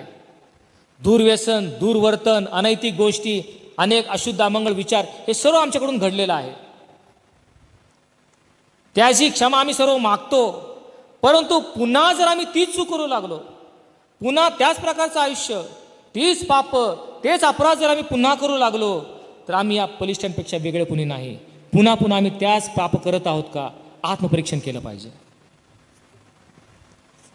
होय, पूर्वी आम्ही अंधकारात होतो, अंधकाराची कर्मे आम्ही करत होतो, जगामध्ये जाऊन जगाचे झालो होतो. परंतु ज्यावेळेस आम्ही पश्चाताप केला, ख्रिस्ताकडे आम्ही वळलो, त्यानंतर या सर्व गोष्टीला पाठ करून आम्ही ख्रिस्ताशी एकनिष्ठपणे वागत आहोत का? त्यासाठी आम्ही प्रामाणिक आहोत का पुन्हा पुन्हा आम्ही मागं जाऊन त्याच चुका करतो? जर आम्ही तसं करत असेल तर पेत्र आम्हाला एक धोक्याचा इशारा देत आहे. पेत्र त्याचं दुसरं पत्र, याचा दुसरा अध्याय 20व्या वचनात तो काय म्हणतो? तो म्हणतो, प्रभू व तारणारा येशू याच्याद्वारे जगाच्या घाणीतून सुटल्यानंतर जर पुन्हा आम्ही त्या घाणीत गुंतून जर आम्ही त्याच्या कह्यात गेलो, तर आमची शेवटली दशा पहिल्यापेक्षा अधिक वाईट झालेली आहे. ह्या जगाच्या घाणीमध्ये आम्ही लोळत होतो, त्याचा आनंद आम्ही घेत होतो, पण ज्यावेळेस आम्हाला येशू आणि तारणारा कळाला, त्यावेळेस या घाणीतून सुटल्यानंतर पुन्हा जर आम्ही त्याच घाणीत गेलो, त्याच घाणीत आम्ही लोळू लागलो, तर आमची शेवटली दशा पहिल्यापेक्षा वाईट झालेली आहे, असं पेत्र म्हणतो. पुढे तो म्हणतो, नीतिमत्वाचा मार्ग समजून आल्यानंतर आपणास दिलेल्या पवित्र आज्ञांकडे जर आपण पाठ करतो, तर मग ओकारीकडं परतलेलं कुत्र आणि अंग धुतल्यानंतर गाळात लोळण्यास परतलेली डुकरीण, अशी जी म्हण आहे तशी तुमची गत झालेली आहे. ज्या वेळेस तुम्हाला नीतिमत्वाचा मार्ग कळाला, मार्ग, सत्य आणि जीवन कोण आहे हे तुमच्या लक्षात आलं, जगाचा तारणारा कोण आहे, उत्तम मेंढपाळ कोण आहे, जगाचं दार कोण आहे, हे तुमच्या लक्षात आल्यानंतर पुन्हा जर तुम्ही त्याच मार्गाकडे गेला, त्याच पापामध्ये तुम्ही पडला, 30 पाप तुम्ही पुन्हा करत राहिला, अनितीच्या गोष्टी तुम्ही केल्या, तर मग तुमची गत कशी झाली आहे? आपल्या ओकारीकडे परतलेलं कुत्र. कुत्र्याची घाण सवय असते. हे कुत्र खाल्ल्यानंतर सर्व काय उकळून टाकतं, नंतर थोडंसं फिरून येतं आणि मग जे ओकलेलं असतं तेच पुन्हा खावं लागतं. तो म्हणतो, जर तुम्ही पुन्हा पातक करता तर तुमची स्थिती ओकारीकडे परतलेल्या कुत्र्यासारखी झालेली आहे. पुन्हा तो म्हणतो, अंग धुतल्यानंतर घाणीत लोळण्यास परतलेली डुकरीण, तशी तुमची स्थिती झालेली आहे. ह्या डुकराचा गुणधर्म आहे, कितीही त्याला स्वच्छ केलं, त्याला धुतलं, सर्वांगीण स्वच्छ केलं, तरी पुन्हा घाणीत लोळण्यास त्याला आवडतं, कारण तो त्याचा गुणधर्म आहे, तो त्याचा स्वभाव आहे. मग नीतिमत्वाचा मार्ग समजल्यावर पुन्हा पुन्हा आम्ही तेच पाप करत असलं, तर मग अंग धुतल्यानंतर घाणीत लोळण्यास परतलेली डुकरीण, अशी तुमची स्थिती झाली आहे, असं पेत्र आम्हाला या ठिकाणी सांगत आहे. प्रियानो, पुन्हा पुन्हा आम्ही तेच पाप करू नयेत. बलिष्ठांकडे पहा, त्यांनी केलेली दुसरी चूक, पुन्हा दागोण्याची मूर्ती उचलून त्यांनी पुढे ठेवली. प्रभू येशू ख्रिस्ताला पाप्यांचा मित्र म्हटलं जातं. अनेक पापी लोकांना त्यांनी पापांची क्षमा दिली, पापापासून त्यांनी मुक्त केलं, पण नंतर त्यांना एक धोक्याचा इशारा दिला, आणि तो म्हणजे पुन्हा पाप करू नकोस. व्यभिचारी स्त्रीचं कथानक आपल्या सर्वांना ठाऊक आहे. तिला धरून ज्यावेळेस यहुदी लोकांनी आणलं, तिला दगडमार करणार होते, तर येशू त्यांना म्हटला, तुमच्यातील जो निष्पाप असेल त्याने प्रथम दगड तिच्यावर टाकावा. सर्व निघून गेले. येशू तिला म्हटला, ते जर तुला दोष लावत नाही तर मी तुला दोष लावित नाही, पण येथून पुढं पाप करू नकोस. जे झालं गेलं ते विसरून जा, त्या पापाची क्षमा तुला मिळालेली आहे, पण येथून पुढं तू पाप करू नकोस, ही ताकीद तिला दिलेली आहे. 38 वर्षाचं दुःख न करी बत्सेदेच्या तळ्याजवळ त्याला बरं केलं. नंतर हा मनुष्य त्याला मंदिरात भेटला. त्यावेळेस येशू त्याला काय म्हटला? येशू त्याला म्हटला, येथून पुढं पाप करू नकोस, नाहीतर तुझी शेवटली दशा याहीपेक्षा वाईट होईल. प्रभूने अनेक वेळा लोकांना ताकीद दिलेली आहे, गत पापांची क्षमा केलेली आहे, पण येथून पुढे पुन्हा ती पाप करू नको, पुन्हा त्या चुका तू करू नको. बलिष्ठांनी अज्ञानामुळे सर्व समर्थ देवाचा कोश दागोनाच्या मंदिरामध्ये ठेवला करा. तेव्हा परमेश्वराने काय केलं, त्यांची चूक दाखवून देण्यासाठी दागोनाची मूर्ती त्यांनी खाली पाडली. पण त्यांची चूक त्यांना कळलेली नाही. पुन्हा त्यांनी चूक केली. त्यांनी काय केलं, त्या दागोनाची मूर्ती पुन्हा उभी करून ठेवली. मग परमेश्वराने काय केलं, मग दुसऱ्या दिवशी ज्यावेळेस पुन्हा अष्टोत्कर त्या मंदिरामध्ये आले त्यावेळेस त्यांनी काय पाहिलं, यावेळेस त्यांनी पाहिलं ही जी दागोनाची मूर्ती पुन्हा उभी करून ठेवली होती ती पुन्हा कोशापुढं पालथी पडलेली आहे. परंतु ह्यावेळेस त्या मूर्तीचं शिर आणि त्या मूर्तीच्या हाताचे तळवे ह्याचे तुकडे होऊन ते उंबरठ्याकडे पडलेले आहेत असं त्यांनी पाहिलं. दुसऱ्या वेळेस परमेश्वराने काय केलं, ती मूर्ती तर पुन्हा तोंडावर पालथी पाडलीच, पण ह्या वेळेस त्या मूर्तीचं शिर आणि त्याचे हात तोडून टाकले आणि ते उंबरठ्याकडे पडलेले अष्टोत्करांनी पाहिलं. शिर म्हणजे काय, आमची विद्वत्ता, आमची बुद्धिमत्ता, आमचं चातुर्य याचे ते प्रतीक आहे. तेच परमेश्वराने दागोनाच्या धडापासून वेगळं केलं. आणि हात म्हणजे आमचे कर्तृत्व, आमची धडाडी, आमचा आवेश ते त्या मूर्तीपासून त्याने तोडून टाकले. म्हणजे ही दागोनाची मूर्ती आता निष्क्रिय, निरुपयोगी अशी झालेली आहे असं परमेश्वर त्यांना दाखवून देत आहे. होय, ही मूर्ती क्षुल्लक आहे, किरकोळ आहे, माझ्या सामर्थ्यासमोर ही असमर्थ आणि दुर्बल आहे हे दाखवण्यासाठी परमेश्वराने दागोनाच्या मूर्तीचं शिर आणि हात तिसपासून तोडून टाकले.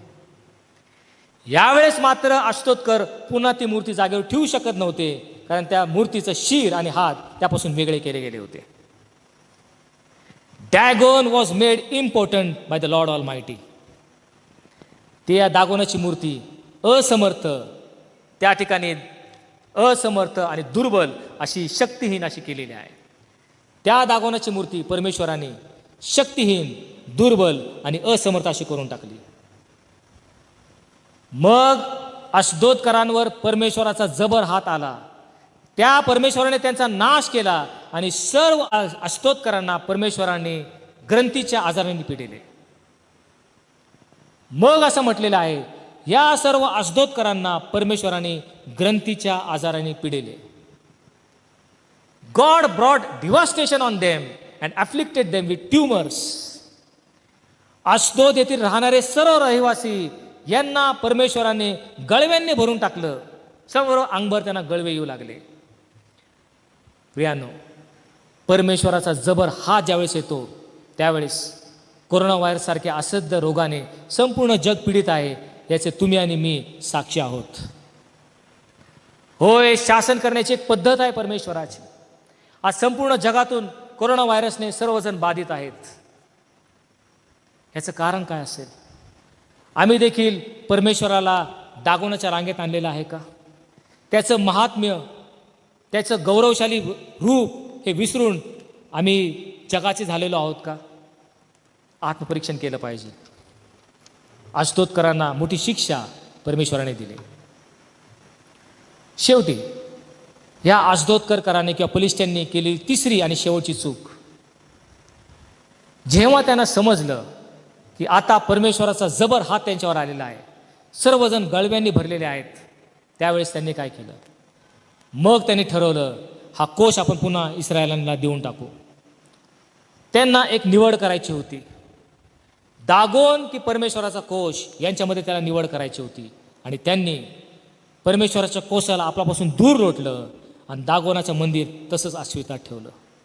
दागोन आणि परमेश्वर यांच्यामध्ये त्यांनी दागोनाची निवड केली, परमेश्वराला त्यांनी दूर सोडलं. प्रियानो, तुम्ही आणि मी देखील ह्या पलिष्ठांसारखी चूक करत आहोत का? सर्व समर्थ देव परमेश्वर व दागोन यांच्यामध्ये जर निवड करायची तर आम्ही कोणाची निवड करणार आहोत?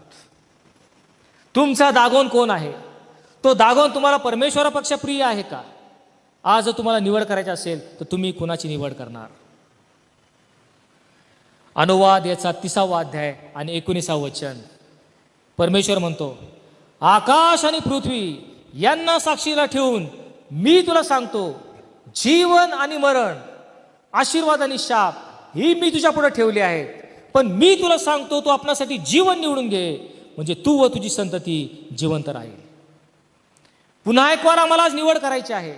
जीवन आणि मरण, आशीर्वाद आणि शाप, उजेड आणि अंधकार, स्वर्ग आणि नरक, सत्कृत्य आणि दुष्कृत्य, याच्यामध्ये आम्हाला निवड करायची आहे. आम्ही कोणाची निवड करणार आहोत? बलिष्ठांकडे पहा, त्यांनी दागोनाची निवड केली, परमेश्वराला आपल्यापासून दूर लोटलं. येशू ख्रिस्त आम्हाला स्पष्टपणे सांगतो, मनुष्यानं सारं जग मिळवलं पण आपल्या आत्म्याचा नाश केला तर त्याला काय लाभ? आम्ही जगात वाहवत जाऊन जगाची निवड करणार आहोत का आमच्या आत्म्याचं संरक्षण करून जगाकडे आम्ही पाठ करणार आहोत? प्रियांनो, परमेश्वर दागोन यांच्यामधून तुम्हाला निवड करायची आहे. लक्षात ठेवा, दागोन हा पडला गेला परंतु देवाचं सामर्थ्य अबाधित राहिलं. दागोन हा नश्वर आहे पण आमचा देव सार्वकालिक टिकणारा असा आमचा देव आहे. दागोन हा मर्यादित आहे, आमचा देव अमर्याद, जो म्हणतो मी अल्फा आणि ओमेगा असा आमचा देव आहे. तुम्ही कोणाची निवड करणार आहात? आणि म्हणून स्तोत्र करता 24व्या स्तोत्रात म्हणतो, अहो वेश्यूंनो, आपल्या कमानी उंच करा, पुरातन दानावर उंच व्हा, कारण प्रतापशाली राजा आत येत आहे. हा प्रतापशाली राजा कोण? युद्धात पराक्रमी करणारा परमेश्वर, हाच तो प्रतापशाली राजा. प्रार्थना करूयात. प्रभू, आज बलिष्ठांनी केलेल्या चुका तो आम्हाला दाखवून दिलेल्या आहेस. होय प्रभू, त्या चुका आमच्याकडून होऊ नयेत यासाठी मग प्रत्येकाला तू सहाय्य कर. होय प्रभू, दागोन आणि परमेश्वर यांच्यामधला फरक आम्हाला समजावा, परमेश्वराचं महात्म्य आम्हाला कळावं आणि या जगाचा त्याग करून तुला अनुसरण्यासाठी मग प्रत्येकाला तू सहाय्य कर. धन्यवाद प्रभू येशू ख्रिस्त, याच्या नावाने मागितलं म्हणून तो ऐक. आमेन.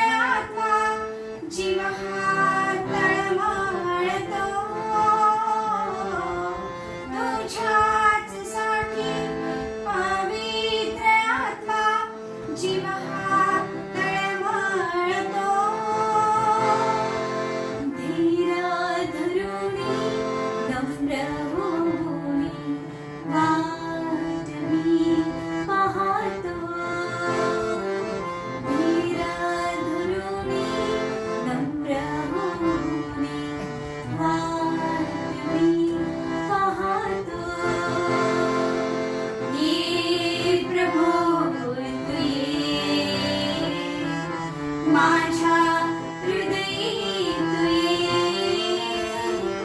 करते तुला विनंती प्रभू, ये तू ये प्रभू तू ये, माझ्या हृदयी तू ये, करते तुला विनंती प्रभू, ये तू ये.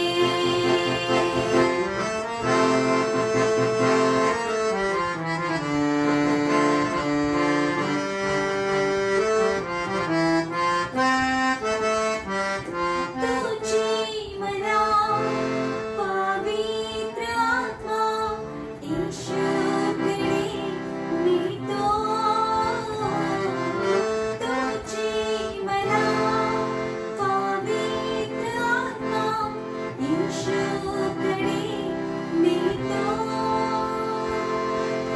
येशू माझ्या सर्व पापांची मजला क्षमा करीतो,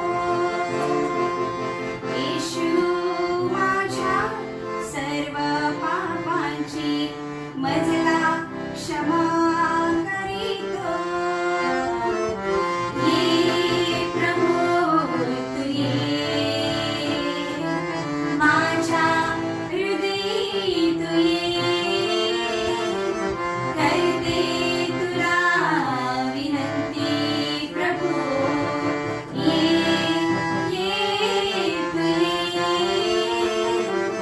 ये प्रभू तू ये, माझ्या हृदयी तू ये,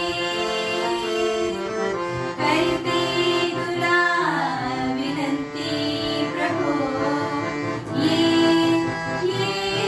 तू ये.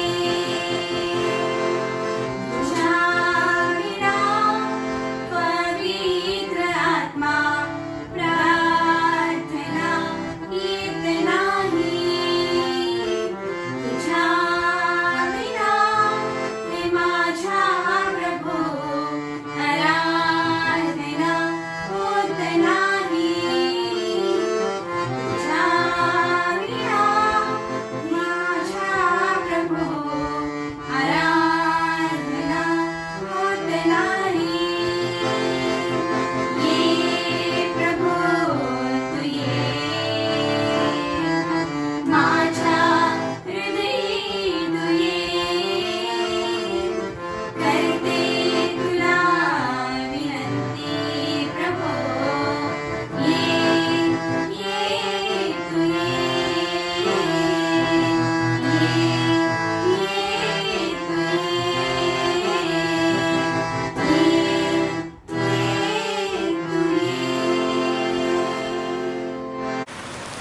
यावेळेस आपण सर्वजण मिळून प्रभूने शिकवलेली जी प्रार्थना आहे ती प्रार्थना आपण यावेळेस करूयात.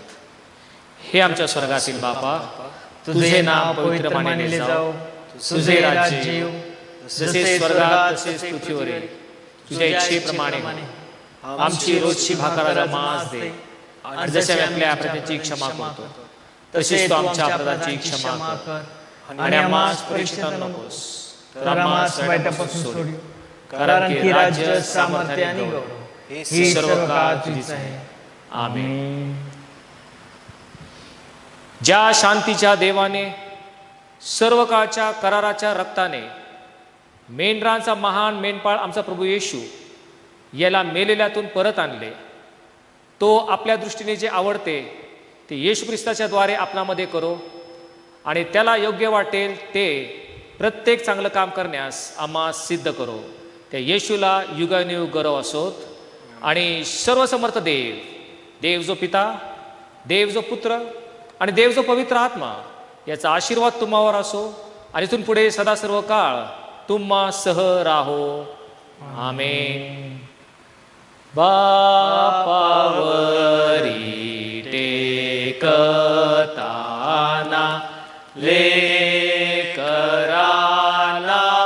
सुख फार, येशूपाशी राहताना हर्ष वाटतो अपार.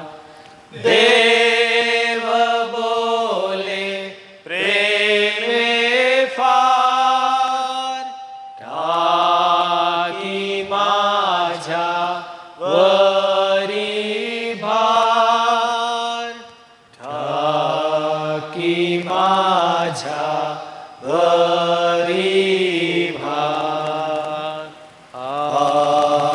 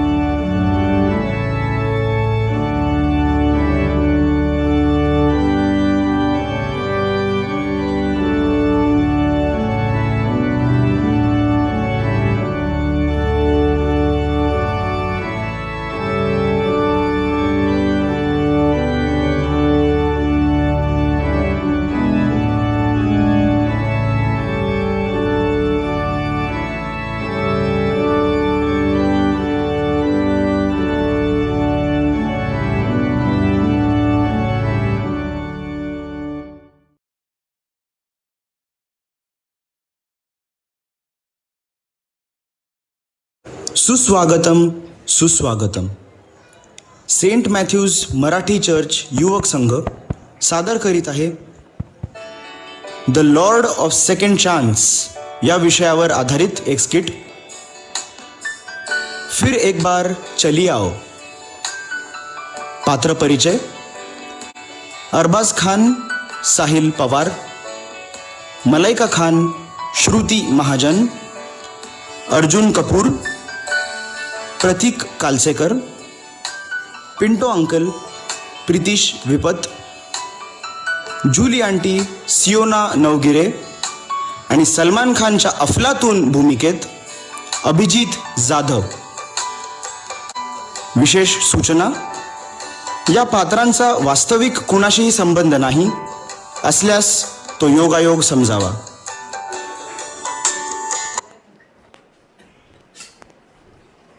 मलाइका, मी आलोय बरं का. अय्या, तुम्ही आले एवढं लवकर? हे काय, पिशवी खालीच? मी तुम्हाला साखर आणि तेलाचा डब्बा आणायला सांगितला होता ना, विसरलात? अगं कसं विसरेन, पक्का ध्यान में था. पर भगवान आज 29 तारीख है और मेरी जेब खाली है, तो बताओ मैं कैसे लाता. मैं तो तंग आ गई हूँ इस गरीबी से. तुमच्या कारकुनीची नोकरी ना काहीही कामाची नाही. लग्न होऊन 7 वर्ष झाली, पण हिंडणं नाही, फिरणं नाही. अहो ते तर फार लांबचं राहिलं. आज रात्री काही खाणार आहे ना, हा प्रश्न आहे. Oh, to eat or not to eat is the question. तुम्हाला इथं पोटात कावळं रडतायत आणि तुम्हाला जोक सुचतायत. हे बघा, तुमच्या पगारात ना काहीच भागत नाही, म्हणून आपण एक भाडे करू ठेवूया. तेवढेच 8-10 हजार रुपये भेटतील ना खर्चायला. मी पेपर मध्ये ऍड सुद्धा दिली. बघा बघा, त्याच्यासाठीच कोणतरी आलं. बघतो. कोण पाहिजे आपल्याला? पेइंग गेस्ट साठी ऍड हो आपण हो हो, आम्हीच दिलती. या ना please. You married? No sorry. Then I am sorry, no place for bachelors. अहो, आपल्याला पैशाची गरज आहे. तुम्ही शांत थांबा जरा. आम्ही 10,000 रुपये भाडे ठरवले आहे well money is not an issue for me. आणि डिपॉझिट 20,000 रुपये. बँक ट्रान्सफर चालेल की कॅश? छे छे, कॅश? हा, ते पण आत्ताच. After all, to eat or not to eat is the question. रसिक हो, येथे आपल्या कथेला एक वेगळाच ट्विस्ट येतो. पाहता पाहता 6 महिन्यांचा कालावधी निघून जातो. दरम्यान लग्नाच्या 7 वर्षात एकही स्वप्न पूर्ण न झालेल्या मलायकाचे सर्व लाड, सर्व हट्ट, सर्व स्वप्न तिचा टेनंट अर्जुन पूर्ण करतो. आणि त्या दोघांमध्ये जवळीक निर्माण होते व त्यांच्यात प्रेमाचे संबंध जुळून येतात.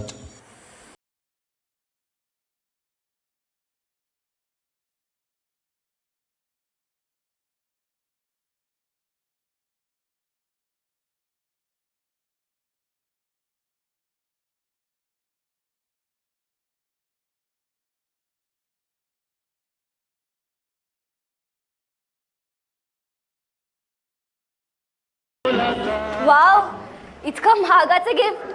But I am sorry Arjun, मी हे नाही घेऊ शकत. मैडम, तोहफा देने वाले की नीयत देखी जाती है, तोहफे की कीमत नहीं. बरं, कशी दिसते मी ह्यात? मलाइका, कैसे बताऊं मैं तुम्हें कि मेरे लिए तुम कौन हो? कैसे बताओ कि तुम धड़कनों का गीत हो, जीवन का तुम संगीत हो. तुम जिंदगी, तुम बंदगी, तुम रोशनी, तुम ताजगी, तुम हर खुशी, तुम प्यार हो, तुम प्रीत हो, मनमीत हो. आंखों में तुम, सांसों में तुम, नींदों में तुम, ख्वाबों में तुम, जाऊं कहीं देखो कहीं, तुम हो वहां, तुम हो वहीं. कैसे बताऊं मैं तुम्हें कि तुम बिन तुम्हें कुछ भी नाही. मलाइका, मला तुला घेऊन त्या उंच आकाशात गगनभेदी झेप घ्यायची आहे मलाइका. पण त्यासाठी तुला या कुटुंबाची नाळ तोडावी लागेल, या पिंजऱ्यातून तुला बाहेर पडावं लागेल मलाइका. अर्थात निर्णय सर्वस्व तुझाच आहे. मला थोडा वेळ दे. दिला. शांतपणे विचार करून काय मला ते कळतं.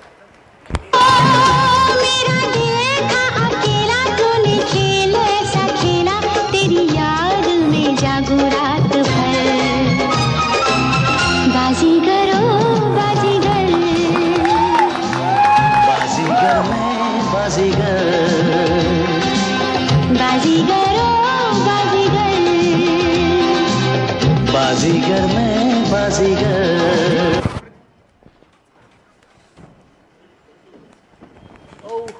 आज मलाइकाचा बर्थडे आहे बरं का. आज तिला एक छानसं गिफ्ट देऊ म्हणतोय मी. कुठे गेली ही? अरे हे काय, लव्ह लेटर? ओहो.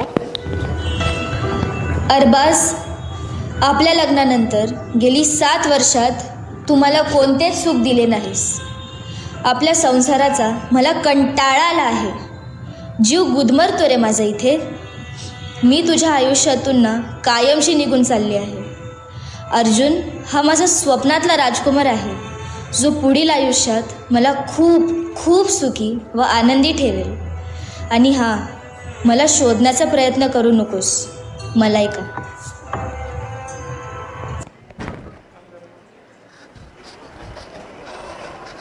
Hello, Pimpri police station.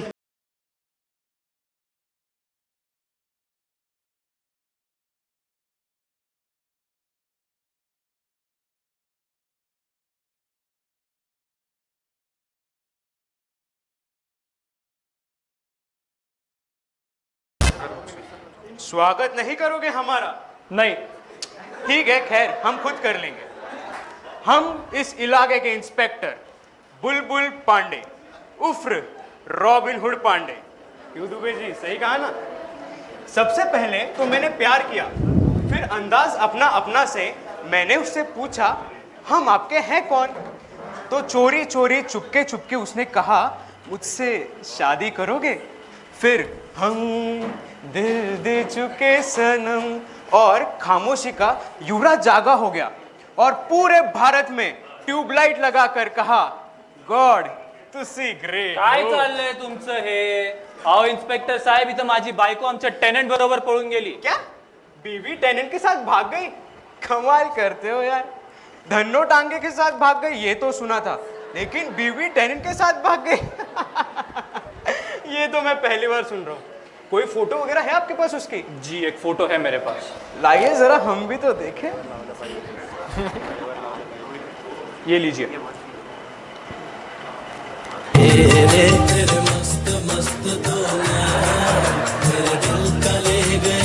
बड़ा अजीब इंसान है.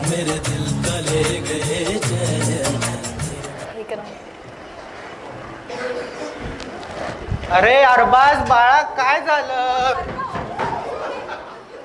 एक आठवडा झाला मलाइका दिसली नाही. कुठे आहे ती? आंटी, मलाइका आमच्या टेनंट अर्जुन बरोबर पळून गेली. काय? पण असं काय झालं तुमच्यात? आंटी, मलाइकाचे स्वप्न फार मोठे होते हो. ते पूर्ण करण्याची ताकद माझ्यामध्ये नव्हती. अरे पण 7 दिवस तिला शोधण्याचा प्रयत्न नाही केला तुम्ही? थांबा थांबा, मी बघते. मलाइका तू? हाँ हाँ, ये लीजिए आपकी मलाइका. मतलब मलाइका. मुझे एक होटल के ओनर का कॉल आया. जब मैंने खुद वहां जाकर देखा, बेचारी अकेली रोती हुई मिली. जनाब, आप ही संभालिए अपने बीवी को, हम तो चले. काय झालं पोरी? त्या त्या अर्जुनने मला फसवलं. माझे सर्व दागिने घेऊन तो पळून गेला. थँक गॉड पण तू सुखरूप घरी परत आलीस. आंटी, हे घर आता मलायकाचं राहिले नाहीये. तिने इथून एक्झिट केली ना, तो वन वे रोड होता. ज्या रस्त्याने ती गेली त्याला नो एंट्री आहे. आंटी, या घराचे सर्व दरवाजे तिच्यासाठी कायमचे बंद झाले आहेत. नाही बाळा, there is always a second chance. Second chance? What second chance? काय बोलताय तुम्ही अंकल? तिने असले सभ्य गैरवर्तन केलंय माझ्या बरोबर, विश्वासघात केला, बेईमानी केली, फितूर झाली हो माझी ती फितूर.